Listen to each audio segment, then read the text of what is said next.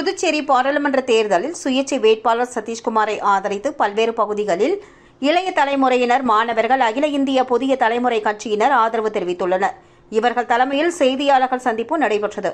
அப்போது வேட்பாளர் சதீஷ்குமார் பேசுகையில், புதுச்சேரி மக்கள் பிஜேபி வேட்பாளர் நமச்சிவாயம் அவர்களுக்கும் காங்கிரஸ் கட்சி வேட்பாளர் வைத்திலிங்கம் அவர்களுக்கும் வாக்களித்தால் தங்கள் பிள்ளைகளை எதிர்காலத்தில் தாங்களே குழி தோண்டி புதைப்பதற்கு சமம் என்றும், இந்த தலைமுறையினர் 30% பேர் வேலைவாய்ப்பை தேடி வெளிமாநிலம் செல்வதாகவும், 30% பேர் குடிப்பழக்கத்திற்கு ஆளாகியுள்ளதாகவும், 25% பேர் வேலையின்றி உள்ளதாகவும், அப்பொழுது புதுச்சேரியில் அடுத்த தலைமுறையின் நிலை என்ன என்று சிந்தித்து பார்க்கவும் கேட்டுக்கொண்டார்.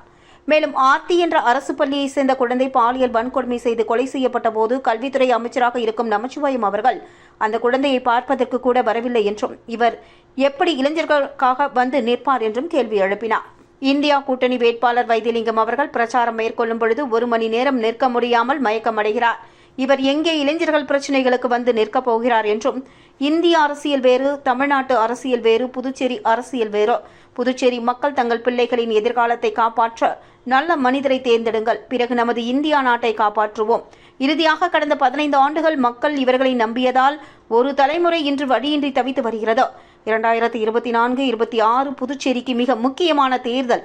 முதல் மாற்றம் மக்களிடம் இருந்து வர வேண்டும் என்றும் அவர் கேட்டுக்கொண்டார்.